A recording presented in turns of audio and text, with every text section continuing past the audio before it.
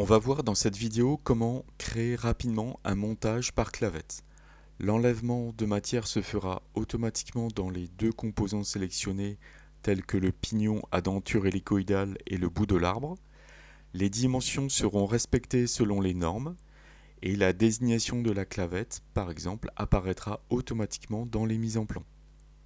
Pour créer ce montage, il sera demandé de sélectionner la surface du bout de l'arbre, puis un axe comme celui de l'axe de l'arbre, puis un plan qui appartient à l'axe de l'arbre qui sera en principe le plan de coupe.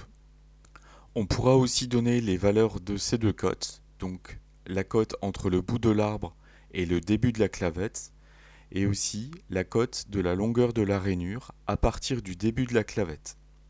Pour placer facilement une clavette entre ce pignon et le bout de l'arbre, on va afficher les références. Donc avec ce bouton, je sélectionne cette case, sélectionner tout.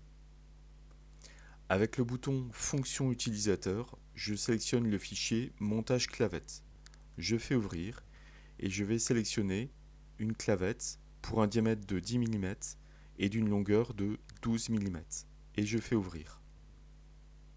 Je coche cette case pour me donner la possibilité de modifier par la suite des fonctions que je vais placer et je fais OK. Ensuite, la fenêtre de placement me propose de sélectionner la surface du bout de l'arbre. Donc je sélectionne avec un clic gauche cette surface. Ensuite, l'axe de l'arbre. Donc je peux sélectionner avec un clic gauche un axe comme ceci par exemple. Et enfin, le plan de symétrie appartenant à l'axe de l'arbre, donc qui correspond au plan de coupe. Donc je peux choisir par exemple ce plan ici. Sous l'onglet Variables, je vais mettre la valeur de la cote entre le bout de l'arbre et le début de la clavette. Je choisis ici une valeur de 5 mm. Et en dessous, je vais mettre la valeur de la longueur de la rainure à partir du début de la clavette.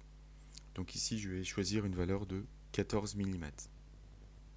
Avec l'onglet Intersection, je vais maintenant décocher la mise à jour automatique et je vais cocher la case Intersection avancée, de telle manière à donner au logiciel, dans cette fenêtre ici, les pièces dans lesquelles il y aura un enlèvement de matière. Donc je coche ici Niveau pièces. Avec un clic droit, je fais enlever la sélection automatique. Et je vais zoomer un petit peu. Et avec un clic gauche, je sélectionne l'arbre. Puis avec un clic gauche, je sélectionne le pignon.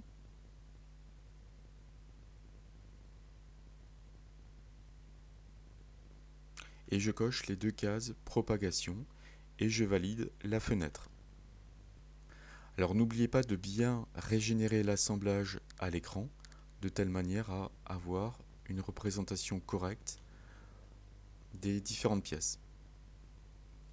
Si la position de la rainure ainsi que la longueur de la rainure ne sont pas satisfaisantes, on peut toujours les modifier. Donc ici, à gauche dans l'arbre du modèle, on peut, avec un clic gauche puis un clic sur modifier la définition, donc je coche ici oui, et je peux changer la valeur. Donc par exemple ici, je vais mettre 6 mm.